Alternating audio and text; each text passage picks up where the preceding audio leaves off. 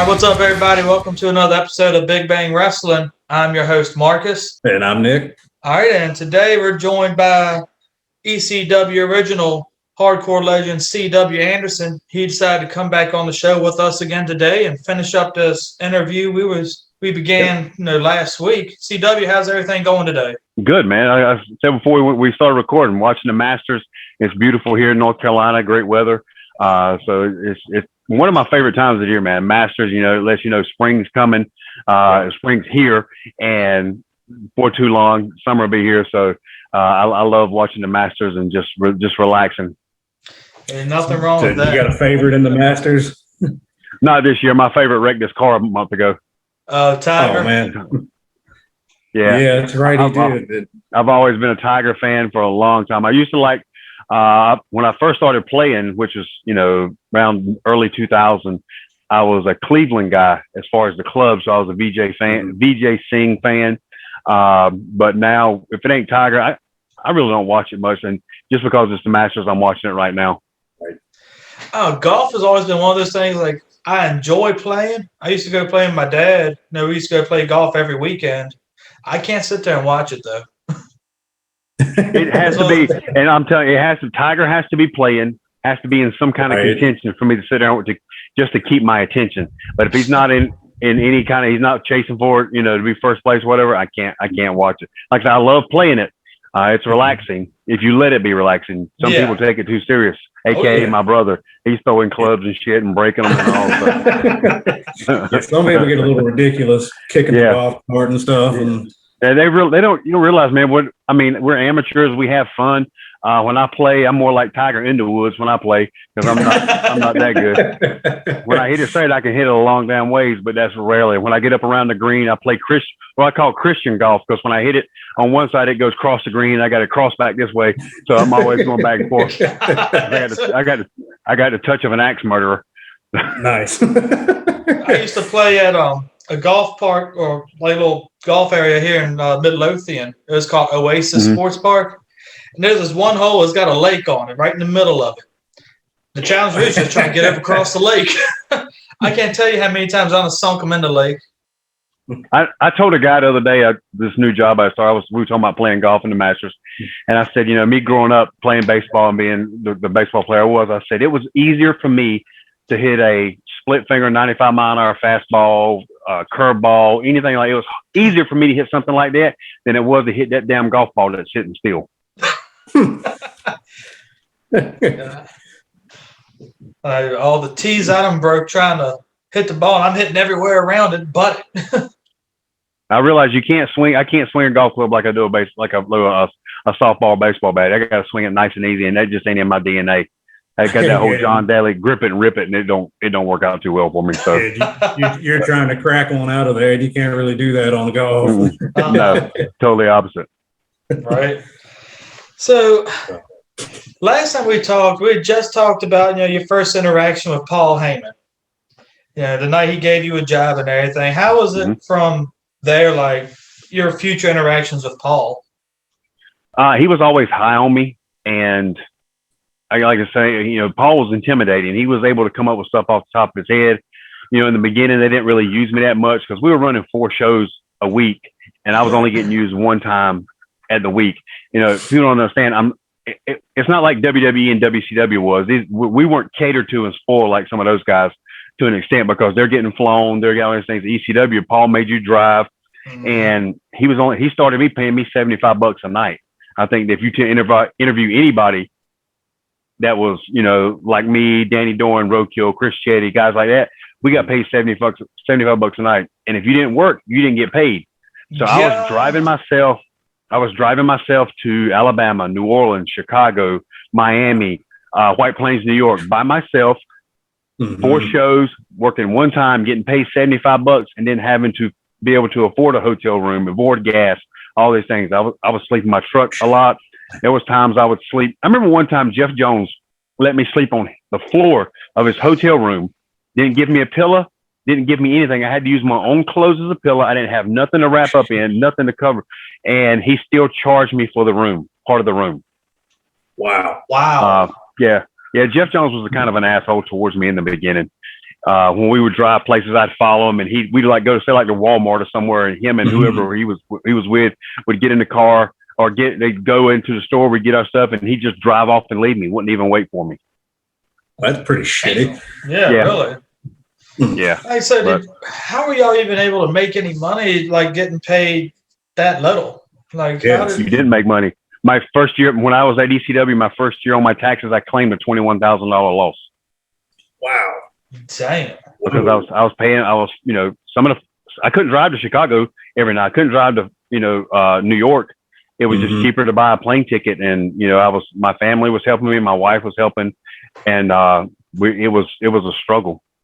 We lost a lot of money my first year at ECW because I was only getting paid $75. Hell, at the end, when I was working Carino, Rob Van Dam, Dreamer, Jerry Lynn, I was putting those guys over on a nightly basis. I was only making $200 a night.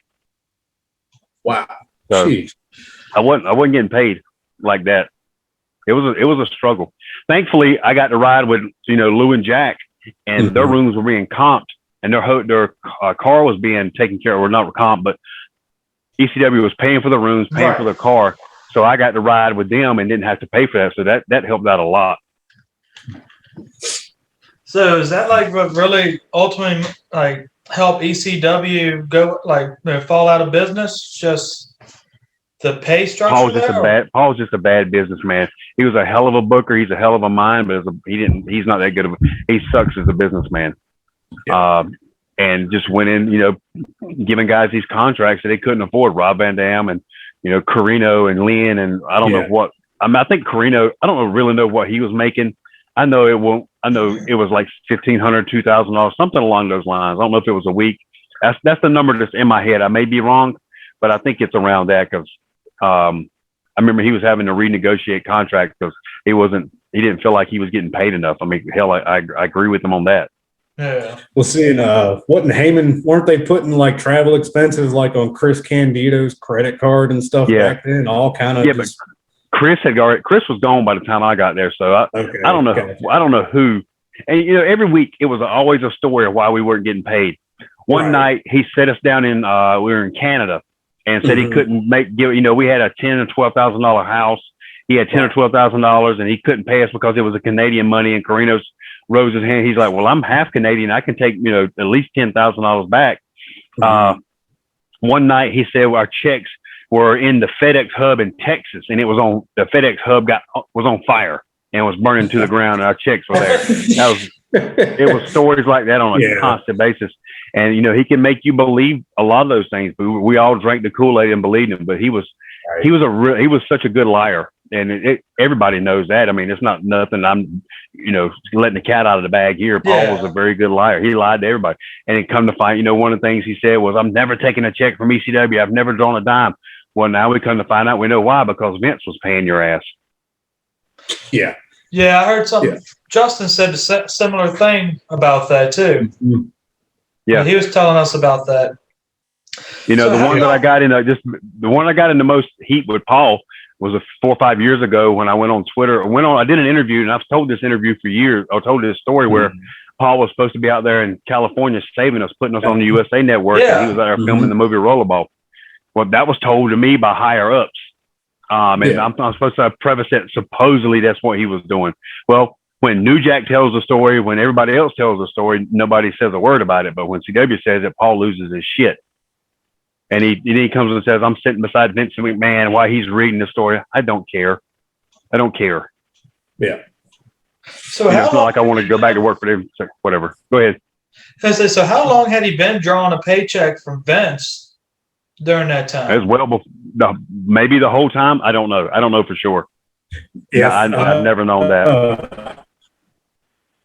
Cool, because I think it was like 97. ECW started popping up on Monday Night Raw, and when they were still at the Manhattan Center, and all these guys start popping up, and a lot of people say that even before that, Paul Heyman was getting money, kind of like on the side, under the table kind of thing. Yeah. So there's really no telling how long he was getting money, but everybody seems to agree that he was getting it for a long time. Yeah, but you're not supposed to say nothing bad about Paul. Now I'm thankful that he gave me my job. He gave me the chance. But at the end of it, you could have been a man and told us we were going on. You could have been a man and said, "Hey, this is why I'm not paying you. I am selecting this, whatever you want to be." But he didn't do that.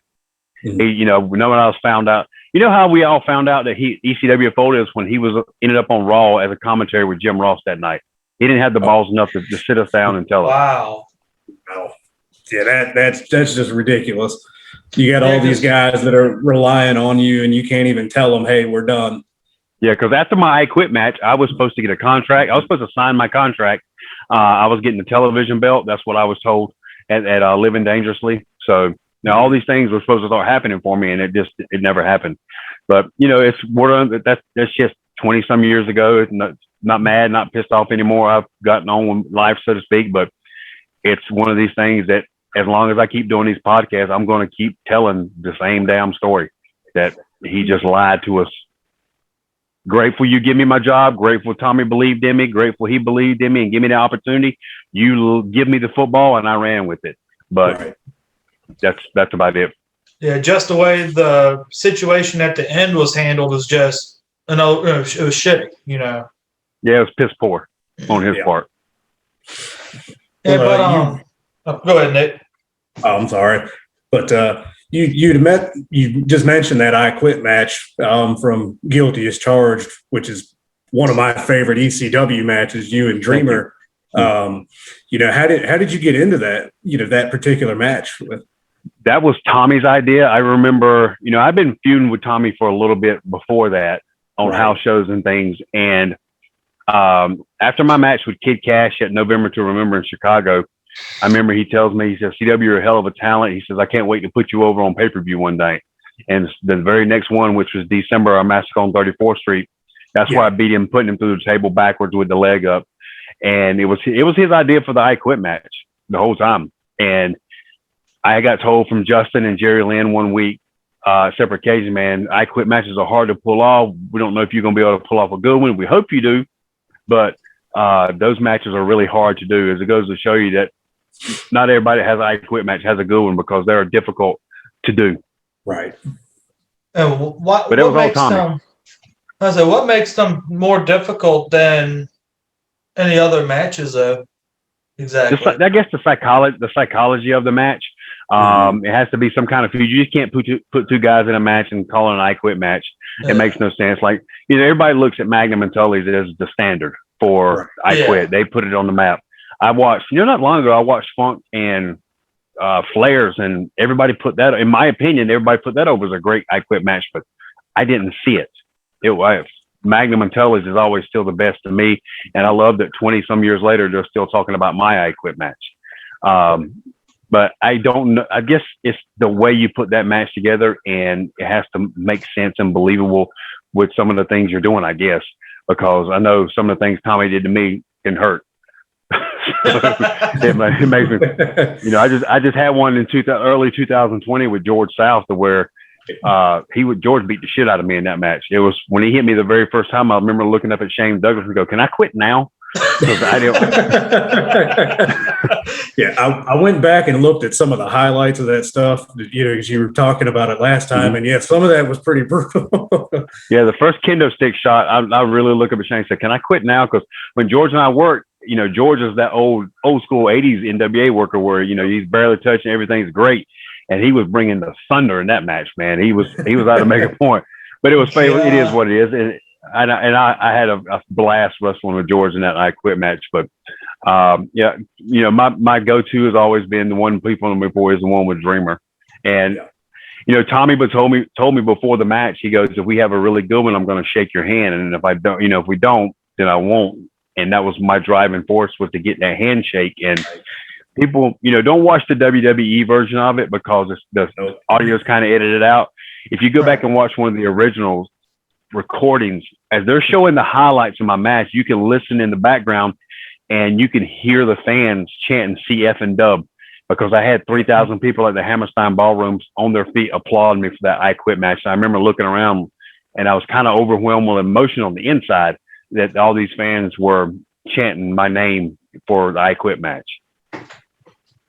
Yeah, actually, I just got goosebumps while you're talking about that. Yeah, right. That was a great description of how that night went. Yeah. So, like during your time working at ECW, like how would you describe like the overall locker room mentality compared to other promotions? One word: family. Yeah. I know. I every time we talk about it, I was just talking to somebody earlier about it, how even today, I'm in a group chat with like 7 or 8 or 10 of us ECW guys, and we and the girls, because Francine's included in it as well. And it's like when we see each other, it picks right back up on the ribs and the just everything. We were such a close knit group. When we watched everybody's match. If you had the best match of the night, everybody loved it. It didn't matter if you opened the show or for main event. There was no back. There's not like the other places that I've worked at with WWE and WCW. It wasn't that you weren't getting stabbed in the back. You weren't getting buried by anybody else. You were, if you had a great match, people loved it. I remember one night when the Bobby Eaton came to the ECW arena, and Paul was going to feud Bobby with me because everybody knows I'm a mark for Bobby Eaton and still am to today. And Rob Van Dam told me the next night or the night after, he said that when you and Bobby squared off, he said, Paul made us sit down and watch this monitor with you guys. He said, you're getting ready to watch the 2 best punchers in wrestling go at it. And he made everybody watch me and Bobby square off and trade punches. And Rob goes, I got to tell you, CW, your punch is better. Damn. Yeah. But that's how it was, man. Everybody put everybody over. We loved working everybody. The only one I didn't like working there was Mike Awesome because he was dangerous. And even though Balls and Axel, those chair shots were brutal. I loved working them. New Jack with all his gimmicks. I loved working New Jack. There's not one other than Mike Awesome. There's no anybody else I didn't like working. I loved working and stepping in the ring with everybody there. And so there won't no backstage politics or nothing like that in ECW then at all. Nothing like that. Nothing like you get at the other companies, like at WWE. When I was there, there's things I've heard before. There's no backstage politics like that. That happened at ECW. At Christmas we all exchanged gifts. When we had the show right before the ECW at the ECW arena, right before Christmas, everybody bought everybody a gift. That's how we did. Yeah, and the fact that you still keep up with a lot of the guys, and the girls that you wrestled with back in ECW, the fact that you still keep up with them is just incredible. It's I talk. Jack Victory and I talk about once a week. Even though it may be something simple as a post on Facebook and a comment, Danny Dorn, Roadkill, Nova. I literally speak to Francine once a week through Twitter and text messages and stuff like that. Carino is a little bit more because with WWE, he's so busy. He and I don't talk like we used to. Yeah. But man, most of the other guys, we stay in contact and we comment on each other's posts. And we're still that big family, man. And I feel like that's like the biggest thing that made ECW work is the fact that all of y'all were so tight with each other, and in real life, and that made everything work so much better when you guys were on TV. Yeah, we had a reunion at WrestleCade a few years ago that I helped set up, it was like we picked up right where we left off, and it was I've never experienced that anywhere else. Right. The closest I've come to is with Billy Corgan's NWA. That's kind of the closest. A lot of the guys I didn't really know, but the ones I did, that's the closest I've gotten to it. I did have a kind of a bond with some of the Japanese wrestlers when I was at 01, and then the Gaijin, the American fighters over there. We all really got close, man, but nothing really compares to ECW stuff. So after ECW kind of folded, you went to WWE then after that, right? No, I went to Japan. It wasn't you went to Japan first. I went to 2006 when they brought back that Disney ECW. Oh yeah. I went to Japan for a few years with Carino and Brian Kendrick and Low Key and Nathan Jones and Sylvester Turkey, Predator, and Tom Howard, the UPW guys, and Frankie. I think Frankie Zarian was there once. Nova was there once, but guys like that. But the usuals was myself, Carino, Brian Kendrick, Spanky, or Low Key, Brian Kendrick, Low Key. I keep calling him Spanky because I called him that for so many damn years. It's hard to say Brian Kendrick. Yeah, so that's what like everybody else knows him as is Spanky. Yeah. So Yeah, that's why I spent several years over there. So that was, what was it, Pro Wrestling 01? Wasn't that the company? Yeah, Shinya Hashimoto was the boss, and Nakamura was the booker, and then you had Masato Tanaka and Shinjiro Otani. You know, Tokawa, Hidaka, who did a little bit in ECW. Man, those were some really fun matches, and working with guys over there. I love those guys. Yeah. Steve and I went back a few years ago for their 15th anniversary, and it was like we'd never left.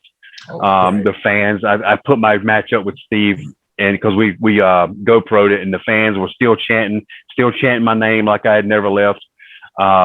They called me the king of Corgan Hall because I was like the most popular American wrestler there at Corgan Hall. So yeah, I love Japan. I love the culture. I love the people.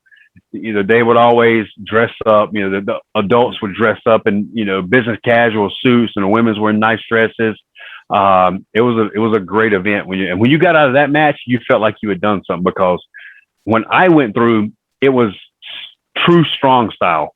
Not right. I don't consider what they do over there now strong style. It's more.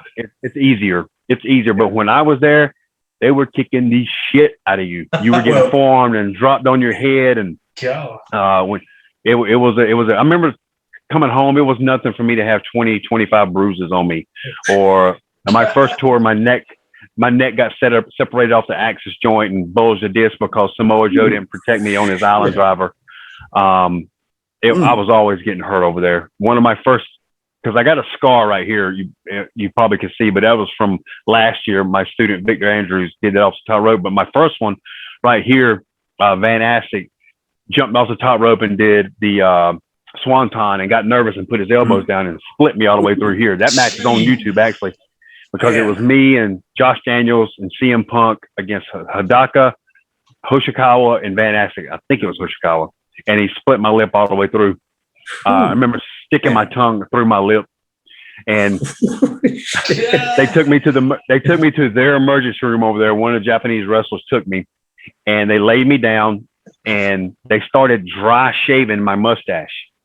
Ooh. So they could. Oh man! I was telling them in Japanese, you know, itai itai, what means pain, it hurts, and they basically held me down and dry shaved my mustache. Oh man! Yeah. Well, and then they sewed it here, took my lip, flipped it over my nose, sewed it on the inside, and sent me home with Tylenol. Good times. You know, and that was you said it was Shinya Hashimoto's company, and you were talking about the strong style. Working for that guy, because if anybody's watched his old matches, that guy went hard. Yeah, I was my second match there. My first match was me and Steve against Kazarian and Nova. The second match, Steve and I wrestled Fujiwara and Hashimoto, and I don't remember where we were, but it was like watching The Rock and Hogan come to the ring. And that was my first experience wrestling them, and he kicked the shit out of me in that match. And he did his original DDT, which is a brain buster, and it was vertical, straight up and down, and put me right on top of my head. After that match, he went back to Nakamura and said, please keep booking CW. So I got the blessing from Hashimoto. And it got to the point where when Hashimoto wanted a good match and didn't want to get hurt, he would get in there with me and Steve, because he knew, Steve and I were a little bit comedy in the beginning. And then when we turned the heat on, we were straight heels, and then he would always beat us. And usually it was, him picking me up and dropping me on my head with a DDT or something along those lines. But Steve and I got so comfortable with him. One of the best stories that Steve tells is most of the time, the Japanese wrestlers, they would make the match and they'd come to the American dressing room and they would tell us what we were going to do. And then, what would you like to do here? Yeah. Well, it got to the point where Hashimoto, he would tell me and Steve, we'd go over to Hashimoto's dressing room and he'd be with Fujiwara, or he'd be with Ogasawara or somebody like that. And he would look at us and tonight, make match. Karino-san, he said, Siba-san, tonight, you down? Me up. I'm like, okay, no problem. Every night it was like that. Karino-san, you down? Me up. No problem. I never had a problem doing the job to Hashimoto. It is what it is. And so Steve and I got really close to Hashimoto. Mm-hmm. So one night we're all dressing together. The Japanese and the Americans, we're all dressing together. and we're standing up. I'll never forget. I see Hashimoto right now. He's putting his boots together, and I think we were going with Tengu. He was tagging with Tengu, and he looks at me and goes, "Okay, CW, please, y'all make match, no problem. CW, you tonight down, me up." And I looked straight at him and went, "No." With a serious face, I went, "No." Like I had a little frustrated look on my face. I went, "No." Yeah. The locker room got quiet. Wow. The Japanese wrestlers were like looking like, "Holy, did CW just tell Hashimoto no?" And Steve looks at me and goes, "What are you doing?" And I'm just looking at Hashimoto, and he's looking at me with this disheveled look on his face. He goes, "Why? No doubt." I said, "We were in Kyoto." I said, "My hometown." And he just started laughing. He goes, okay, so tonight, Karina-san, you down, me up. So every night we wrestle the rest of the loop, he goes, CW-san, tonight, your hometown? I go, yes. So every night he beat Steve because I said Kyoto was my hometown. I wouldn't do the job to him. He thought that was the funniest thing, that Kyoto was my hometown. So every night that was my thing. CW-san, your hometown? Yes, my hometown. So that was a running joke from here on out. When I said no to him, on the inside, I could have shit a brick, man. I was so scared on the inside. He's going to jump up and slap the shit out of me. But he started laughing when I said my hometown. Yeah. I said that whole locker room was just like, all right, what the hell's about to happen? Everybody got quiet because nobody said nothing. No, you never said no to Hashimoto. You never back-talked him. Whatever he said, yes, boss, no problem. But that night, Steve and I had got such good friends with him that, he would pull us off the bus and sit there and talk to us about things that happened last night or drinking at the bar. And man, we just got really comfortable with Hashimoto, to where I just said, all right, one night I said, screw it, I'm going to see what he says. And from there on out, the rest of the loop and here on out, it was like, CW, Steve, you down, me up, because it's CW's hometown. The running loop. Yeah. So how long were you over there for in Japan? About 7 years on and off. I think I did right at 50 tours over there. Wow. God, that's a lot. Yeah. Took the 18-hour ferry from the mainland of Japan up to Sapporo, which is, I think it's at Fukushima or somewhere. I think that's the name of it, where the reactor, just where they had that meltdown. Had the meltdown. Yeah. When the tsunami came through. Yeah. Yep. Yeah. The nuclear plant. Holy shit. That was the place. That was the word I was thinking of. It totally skipped my mind. When the nuclear plant had the meltdown. Yeah. We wrestled up there, and I went down all the way down to Matsuyama, which is about as far south you can go. Osaka was one of my favorite places to go. Kyoto. I loved just being at Kyoto because that's where Tokyo got its name from. Because Kyoto used to be the mainland with the, goddamn, I am literally drawing a blank now. It used to be like the capital of Japan. Yeah. Holy shit, these concussions are wearing on me. So, just the simple words I can't get. So, I love Japan, man. I can't wait to go back. I had a message to Tanaka about coming over for their 20th, which was this past March, and he said they weren't having it because of this virus crap. They picked up, though, back on actually doing regular wrestling shows over in Japan now, haven't they? I think some of the stuff I watched with New Japan lately is like, they've gotten regular crowds and stuff going. They should have anyway, man. Just make them wear a mask, and if you want to wear a mask, go with it. Just let's get back to life, man. We can't hold on to it forever. And that's what they've been doing with Japan, is that everybody wears a mask, and they've done some limitations on crowd numbers, but outside of that, it's pretty much back to even when I was there, people were wearing a mask. Really? I mean, in mid 2000s, they always if they were sick, they showed the respect and wore their mask, and they always had it on. So them wearing it was not a new thing. It's not abnormal for me to see that stuff for them wearing masks and stuff. Maybe that's why when the whole thing got started with wearing the masks, this time, that's why you probably didn't hear much about it over there. But people are like outraged over here. Yeah, it's a privileged thing over here. People think they don't want to change. It's how privileged people act. They don't want to do anything like that. They don't want to wear masks. They don't want to conform, and that's why if they would look at the Japanese culture, that's one of the things when I come back home here and go at a restaurant or go like when I used to eat at Bojangles, McDonald's, places like that, and just how the service there, everybody there is pissed off, everybody there is angry, everybody their service sucks because they feel like you're doing them you're invading their privacy, you're causing a problem because you're coming to ask, this is your career choice. I didn't ask you to take this job. Exactly. This is what you're supposed to do. When you go to McDonald's over there, they're happy to serve you. Really? It's a different culture. It's so different. Maybe I need to go check out Japan for a little bit instead.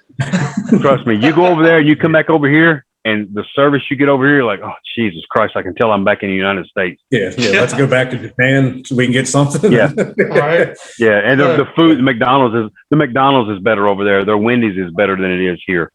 It's just the food is better, and it's a more pleasant experience. Me and the old lady, we're trying to figure out where we want to go for our honeymoon next year. So I'm thinking I actually brought up the idea to her about Japan too, kind of jokingly about it. Stay near Roppongi, and you'll be good. Yeah, it's the fun place. Might have to do that. You're flying into Narita. You'll take a bus. It's like an hour bus ride into Tokyo, and stay around Roppongi, and you'll have a fantastic time. They got McDonald's, TGI Fridays, Wendy's. They have yakiniku over there, which is Korean barbecue. You have to experience that. Okay. They have 7-Elevens over there, so you'll do that then. Look, I always explain Roppongi is like Times Square with more people and cleaner.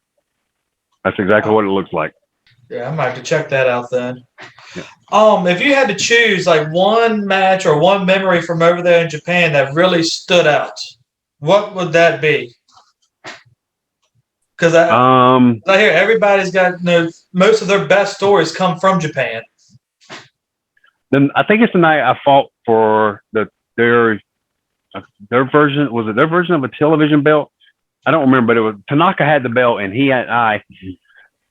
The match was so good because Carino and Spanky and Loki were my seconds, and Tanaka had his seconds, and Steve's and both Loki said that match was better than my I Quit match, and they have it on video somewhere over there. It was never put on TV.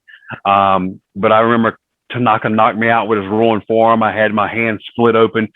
Here, I still got the star. I don't even remember splitting it open. I think Tanaka and I went through a table, and I think that's when I did it. But I remember laying down, and Steve goes, "Holy shit, you're bleeding." And I'm laid out, and he dives in and tapes my hand up because it's bleeding so bad. Jeez. And then I went to do the finish I went to super kick Tanaka. He catches it, spins me around, rolling forearm. Well, when he spun me around, I lost my balance. So he and I lunged back at each other to make up the timing, and he knocked me unconscious. I mean, he hit me right here, and my world, as they say, went white. I don't remember anything. I crumbled like a sack of shit. So I think that because we had like 4,000 people on their feet, all Japanese people on their feet, stamping the stadiums and clapping and stuff because it was such a good match. Yeah, and when you got them stomping and clapping, in Japan, you're doing you're doing something. I think that's probably one of my fondest memories there, match wise. Oh, speaking of you taping up your hand, that just reminded me of something with ECW. Were you there? Were you in ECW when they did that barbed wire match with Sabu and Terry Funk? No, that was a few years before I got there. The Born to Be Wired? No. Yeah, Sabu ripped his entire bicep open. Yeah. Sabu he's talked to me about that before, and so is Fonzie. But no, I'm glad I went there because I can't stand stuff like that. Yeah, that's pretty ridiculous. Yeah, it's like the mass transit incident with New Jack. It's one of those you watch more than once, you're going to hell. So yeah, and actually, you mentioned New Jack, and I've always wondered this because just the stories you've heard about him, all the things that have happened with him and everything. What was your experience with him like? Me and New Jack are like this. Mm-hmm. Yeah, New Jack and I are really close. He lives about an hour and a half from me right now. Oh wow, okay. Yeah, he lives in Greensboro, but I love Jack. I think Jack, he's one of those when he says it, he means it. He's always protected me in the ring. He protects everybody in the ring except Vic Grimes. That's the only one he has because he can't stand Vic. What do you think the chances are of having him come on the podcast one day? Very slim. I don't think he does much stuff like that. Oh, really? Yeah. But yeah, Jack, it had to be one that other people are around. And, like I got Jack to come to the Wrestle Case stuff where we did interviews. And, Jack and I, we got really tight. And I think when in Alabama, I remember is when he and I kind of hit it off because my girlfriend was with me at the time and she's just light-skinned black girl that looked like Aaliyah, the singer Aaliyah. Mm-hmm. And he was just talking to her and he came in through the back and he goes, C-Dub, I didn't know you date black girls. And I was like, at the time, that was all I date. He said, man, I only date white girls. And he like high-fived me and we just kept it moving. So we kind of hit it off. So me and Jack's always had a really good relationship and I've always loved working with him. Mm-hmm. One of my favorite New Jack stories is one night I wrestled Raven. We're in Poughkeepsie, New York, and I was still with the Dangerous Alliance, but I wrestled Raven in a singles match. And for some reason, Paul wanted New Jack to do a run-in and wrestle me.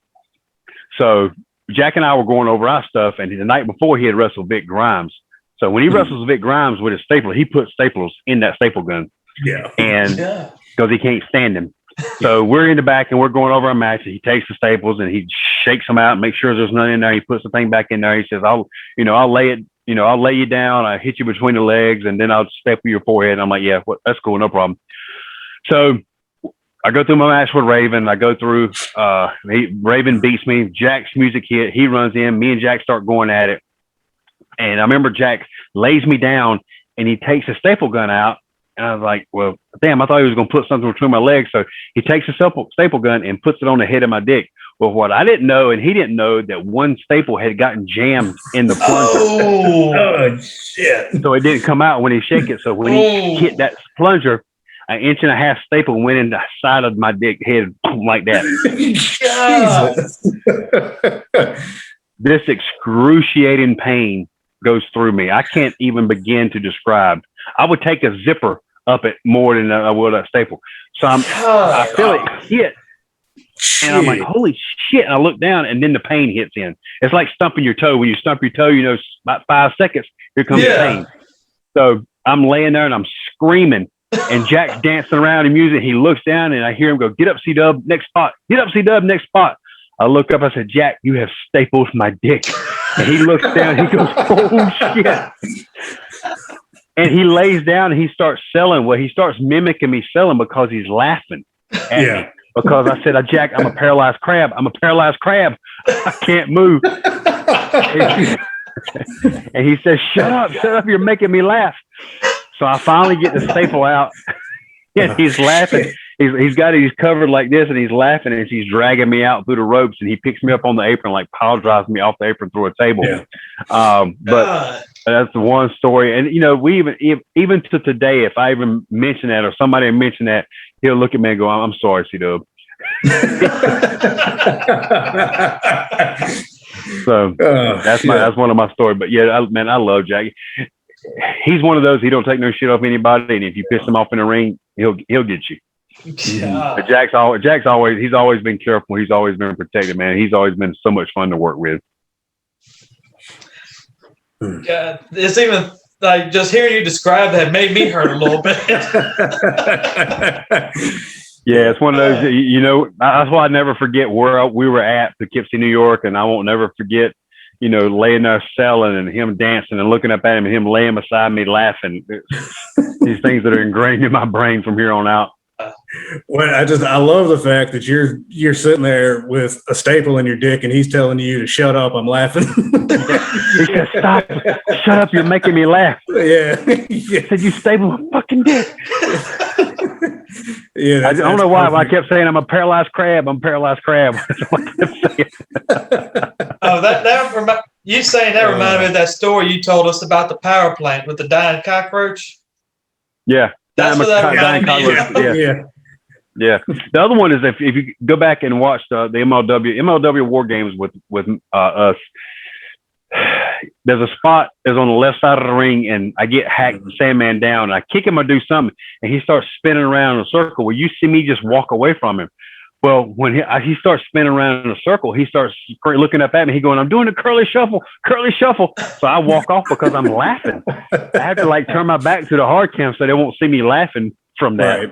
It's little inside things like that people never get to see. But when you know the inside rib or know what people are saying, you can appreciate things more. Yeah.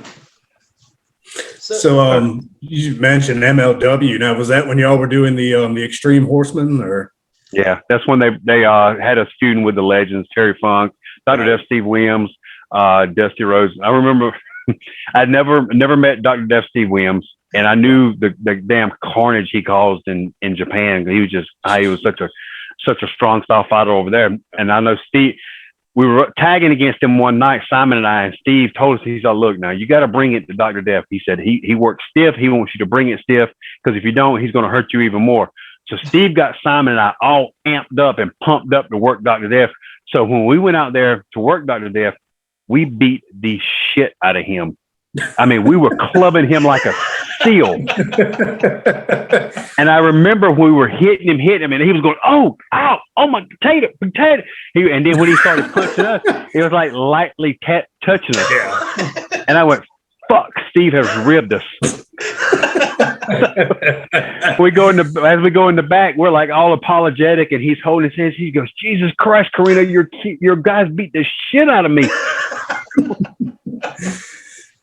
If you look at Steve Williams from Japan, he was just tossing guys left and right, those suplexes, and he was the original suplex machine. That guy was just he was killing people, and Simon and I, he wasn't gonna get the better of us, boy. Simon and I beat the shit out of him, but he was like he was barely touching us.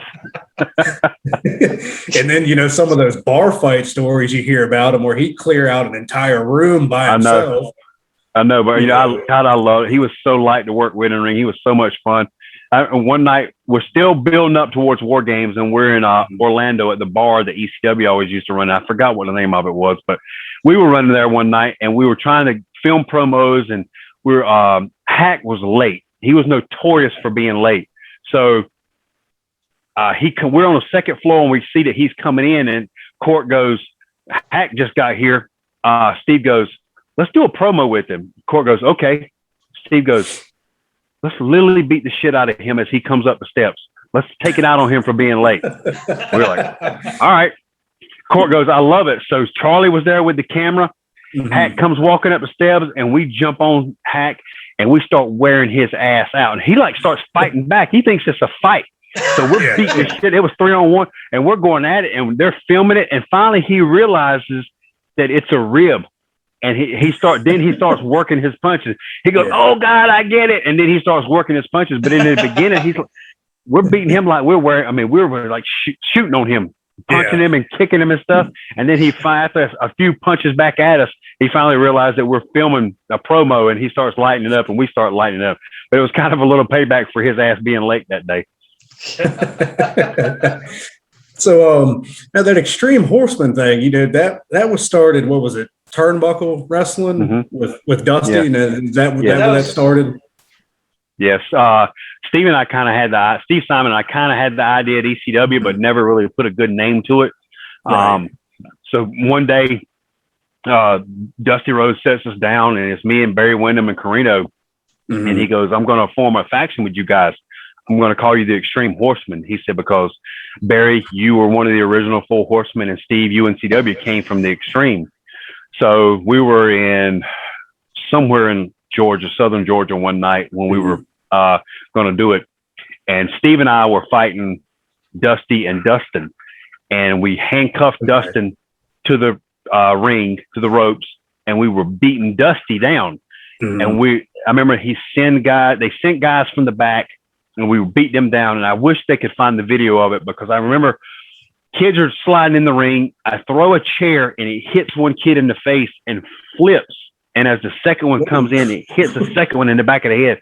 So I got a 2-for-1. And I remember an older woman was trying to jump in the ring, and I booted her in the face. So Barry Windham, the big baby face, makes the save. He makes the save, cleans house. Steve and I jump out. He's helping Dusty up, and he waffles Dusty with a chair, and then wears Dusty. And we jump in, and we beat them down, leave them laying. And as we're walking back, one of the security guards who helped set the ring up, he was a worker. He jumps in Barry's face, and Barry headbutts him in the mouth or in the nose, and breaks his nose. Oh, Damn. And looks at me and Steve, goes, I bet he won't do that again. Makes that sound. Jesus Christ. Yeah. Oh man. So yeah, we formed it there, and then once MLW came on, Steve and Simon and I kind of took it over and running with it, and that's why we brought Barry back, and then we brought Justin in for War Games, and it just kind of took off from there. So, how did you like competing in the War Games match? Like, how did you feel about that? Man, I love those. I loved watching them growing up, and just I've always been the first one in the ring. As an Anderson, and Anderson has to go first. So Sandman and I started at MLW when Hermie Sadler's UWF did one. Dustin and I started, so Rhodes and Anderson started, and that was a lot of fun because Dustin Rhodes and I have an amazing chemistry in the ring together, and so much fun. And I did one for PWX. I've done 4 or 5 of them, and they're always fun. They're long, but they're a lot of fun. A lot of fun to do. See, and you guys did the traditional War Games with the top and everything else, all that, right? Well, we've never done one with the top. It's always been just the ring, just caged like that, but nothing with the top. Okay. I don't think anybody has done the one top because it's enough money to get in those 2 rings that look alike and the 2 cages to match. It's difficult enough with that. I couldn't imagine the chaos that'd be putting a damn cage on top of it on independent wrestling. Yeah. All right. Would have been an interesting visual though for the independents. Have y'all seen any of those War Games matches that NXT has put on in the last couple of years? No. Yeah. No, I rarely watch anything from NXT. I'll watch WrestleMania just because it's WrestleMania. And I'll watch certain matches. I won't watch all of them. I watched a little bit of the NXT from last week with Ciampa and Walter. Watched a little bit of that. I watched some of the Scramble with Cameron Grimes, who's Trevor Lee, and Eli Drake, and those guys. I didn't know Eli Drake. Show you how much I don't watch. I didn't know Eli Drake was at NXT. Well, he just got there. He just got there. Yeah. Okay. And they haven't really done much with them. Yeah. The War Games matches that NXT put on, those were the first ones I've seen. So I went back and watched the ones from WCW. It's totally different. They were completely different. But I don't think they did a horrible job with it, though. Yeah, I don't know. Like I said, I don't watch much wrestling. I'll watch New Japan when they have their big stuff, and but other than that, because man, I've tried watching AEW. I keep trying. Oh my God, I know how you feel. I have the same feeling. I struggle with it. Speaking of AEW, you remember that Blood and Guts pay-per-view was supposed to be like a War Games they advertised like last year before COVID hit?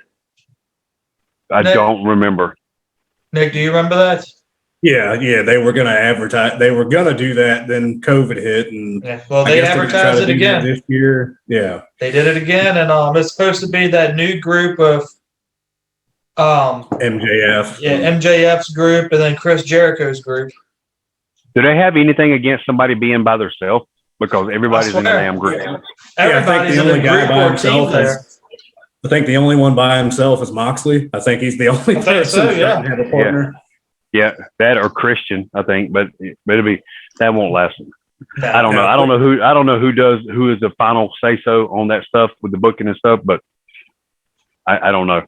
It's organized confusion from what I see. Like when it first started, it wasn't bad, but now you can kind of see where it's following the trend, like with WWE and these other. I'm not a fan. That's the style of wrestling they do.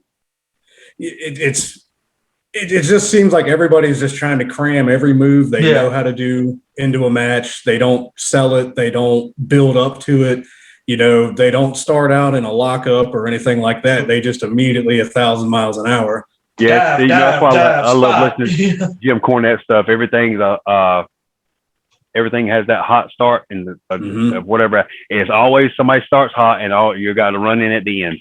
And it's all the same and a hot shot. Yep. Mm-hmm. Yeah. I want to ask you about the time that you were in WWE. How long were you? You're in for what, like 3 or 4 years, weren't you? 11 months. It felt like 3 or 4 years. Oh, wow. Like when you were there, what all did they have you do exactly? Nothing. I had one TV match. I did mostly house shows. I was usually on every other loop. And then every time the TV tapings and stuff would come up, when I would find out that I'm not on TV, which was most every time, Francine and I would leave and get to the next town, because you're there from 11 o'clock in the morning to 11, 12 o'clock at night. Yeah. And it is the most boring thing to do, to sit around and do nothing. You got catering, and you can sit out the arena and watch them put the ring up. And that's it. That's crazy. And then the one match they had you on for was CM Punk. I think it was his debut match or one of his first matches. I don't think it was his debut, but it was one of them. He was just going through all the ECW guys, and I was one of the ones. So it was just, I remember we got like 8 minutes, and they got cut down to 6 to 5. It was a really rushed. They don't give any time for their matches at all. No, they got everything's crammed for TV time. Yeah. They got to get their shit in. So, they got to get all those backstage segments and talking. That's all they're doing.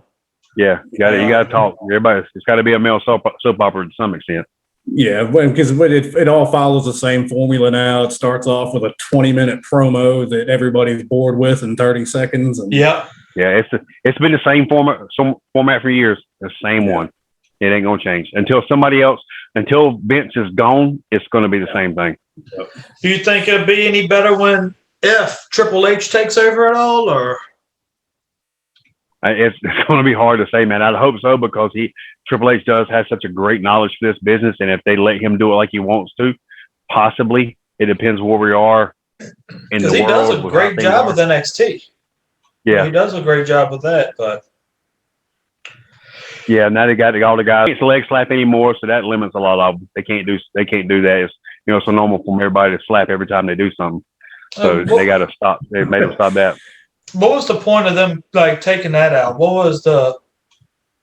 Everybody does it for everything, and it makes wrestling look more fake than it already is. And they don't even know how to hide it anymore. Guys aren't good at it. I will tell you this: you want to know how to hide your leg slap? Watch me do it. Yeah, I do it when I punch and when I super kick, and do it on a couple other things. But everybody like Shawn Michaels. Shawn Michaels does it. And everybody does it. They slap with the leg they're kicking with, and they're doing something. It's so blatant and obvious. Nobody tries to hide it. So, Shawn, you could never even tell he was doing it. You never, Oh, you could tell, because he's slapping with the leg that he's kicking with. It's the same thing. And the thing is, you take it away, you misdirect them. If their eyes are already facing up here, they're gonna see it. Yeah, that's why I said watch me do it. My stuff's always down low, and you're watching up here. You're not watching down there. Right. So, you mentioned WrestleMania. So you say you're gonna watch WrestleMania when that comes on tonight? I don't know if I'll watch it live. I can't. There's no way in hell I'm sitting through all that. Yeah, I'll watch it tomorrow. It comes on tomorrow too. Yeah, I won't watch it live. It's going to be where I can fast forward through it, skip through stuff. So now they're doing it on 2 different nights. Yeah, they cut it down, and it's what was it, 3 or 4 hours the first night, and then another 3 hours the second night, or something like that. Probably going to be something like that. Yeah, see, I didn't know it was 2 nights. I didn't even know. That's how much I don't keep up with it. I don't. The way they got it set up on 2 nights, it's an inconvenience, really. But and then all the extra stuff. Shocking them inconveniencing somebody. Yeah, well, then what was it? A couple of years ago, they had that 8-hour WrestleMania. God, that was way too long. Jesus. I ain't gonna lie, I fell asleep for a good little part of it. Right. That was rough. Yeah, and then the main event just pissed everybody off anyway. So yeah. But Nick, is there anything else you want to ask about, or? Well, yeah, actually, because CW, you mentioned Walter, and Walter is one of the few guys there in the WWE that I actually really do enjoy because his style is so much different than everybody else's. What are your thoughts on a guy like that? Right now in this current style. Like you said, he's different. He's not your typical WWE guy where you looks like $1 million. He looks like a freaking man. Yeah. And the stuff he does makes you believe what he does hurts. So that's how he's different. He looks real. He looks like a man. He's not 100. He's not 150 pounds. He's not 5'8", flipping and flying. He's a grown ass man, and that's why he stands out. Yeah, and those chops are gnarly. Right. Yeah, so he makes you believe, and which is lacking in today's sport. Yes, a lot. Yeah. And it seems like a lot of these guys that are believable have been relegated to small companies and even indie companies. Jacob Fatu, I'm a huge fan of him. I don't know if you've seen him, but that guy, he's amazing. And again, he's a 6 Is he at MLW? Yeah, he's the MLW champion. Yeah, I've seen some of his stuff. Yeah. I mean, I'm always got a soft spot in my heart for MLW guys because I was one of the originals there. So. Mm-hmm. Now, I'd like to watch MLW, but I don't even think it comes on TV now. Now you gotta stream it to watch it. Yeah, that comes on YouTube. That's where I watch it because they post the episodes every Wednesday. But I'm gonna start checking it out then when I'm at work. Sitting in the office doing the paperwork, I can just check it out there. Yeah, it's a good time to do it at work. Yeah. Yeah. That's when all the inmates are sleeping, supposed to be. Until like this, we had like drug overdoses and everything else. I don't know how they getting it in, but right. I had all that going on this week. So CW, I got a question for you. I think we asked Justin about it when we talked to him too. With us interviewing a lot of these ECW, the ECW guys, if we could somehow manage to pull this off, how would you feel about doing like a reunion show with the Extreme Horsemen on here? It's fine with me. I'm always down for getting everybody together. Yeah. Because I feel like that'd be a really interesting conversation, having everybody on here together and talking. Yeah. You can't do Carino because he was with WWE, but I think everybody else you can. Yeah, I'm down. Just let me know. All right, man. Yeah, we'll definitely do that then. Appreciate that. Yes, sir. What you got? Anything currently coming up, going on? Anything you want to plug or? Next weekend I'm in Bristol, Tennessee. Then a Sunday I'm in Burlington, North Carolina. The following week, which is the Sunday the 25th, my AML promotion returns for their first time back in over a year. I got those going, and everything you can follow me at ECW Anderson. You can see it all there. I try to post that. My fiance and I will be on the road, so we're going to be trying to post videos and stuff like that, trying to keep like a vlog of stuff going on. I definitely would like to check out one of those AML shows because you need to, man. They're fantastic. It has a little bit of everything, and it has a great independent feel. They got a great setup, great sound. I mean, everything. They are very professional. From what I saw, everything looked good, and we're not that far away from where y'all work, so I think that's something we can definitely get down there and see y'all. So yeah, where is that at again? Winston-Salem. That ain't far at all. That's what. Yeah. Most it's about 4 hours, 3.5, 4 hours. About 4 for you guys. Yeah, that's not too far from Lejeune. Yeah, my buddy Preston, he lives up around Gloucester, Virginia Beach. I think it's like 4.5 for him, maybe. Okay, that's not bad at all. Yeah, we might have to come down there and check out one of them shows. Yeah, they're good, man. They're really good shows. They're really well done. Brian Hawks and Tracy, they put together a good card, good shows. It's really well written out. Don't have a lot of lag. You got great announcers. I mean, it's one of the better. Definitely is the best independent show in North Carolina, and it's one of the better ones I'm a part of that I go to. Yeah, it's pro wrestling. It's not. Yeah, it's not sports entertainment. Yep. Yeah, it's professional wrestling. That's what it should be. Right. How often do they put shows on? Well, you say they're starting back up now, right? We're back to once a month. once a month. Okay. Mm-hmm. All right. We'll definitely have to make plans to come down there and check them out when y'all put the shows on. And then hopefully this year we'll be able to have WrestleCade. So Yeah, definitely. Because that's all we do. How far in advance do y'all advertise your shows for AML? A month, a little over a month out. I know they're booked. They've got everything now right through August from what I saw. Okay. But those shows will be starting, they start promoting this next show as soon as the first one's over with. Okay. Yeah. We'll definitely have to make a trip down there and check that out. That's not a bad drive at all. Definitely. Yeah, it's definitely worth it. And they got a website or anything you can check that out on, or AML Wrestling. I think it's AMLWrestling.com. And they're they got a lot of stuff streamed on YouTube as well. They got their own little network, like High Spots Network, which is the AML Wrestling Network. Okay. All right. You get to see all the great matches I put on there. All right, guys. Well, y'all heard that. AML Wrestling starts. They're going to start coming around again, putting on shows for everybody. AML.com. Check out all the great matches CW is going to put on for us again. CW, I appreciate you coming on and doing a second part with us, and rescheduling with us due to the weather conditions and everything else. Understandable, man. Glad I could do it. Yeah, I really enjoyed it. And I just wanted to say I really appreciate your time. You and Justin have been a lot of fun to talk with. And I hope to get some more of y'all, on here because you guys have been great with us. So awesome, Nate. Marcus, thank you guys for having me on, man. I appreciate it. Thank you, and we appreciate you working with us and doing this with us. All right, guys, thank y'all for joining us this week. And again, be sure to check out our interviews with C.W. Anderson as they become available. And we will be back. Thank y'all. All right, thank you, man. I'm Marcus. We are out.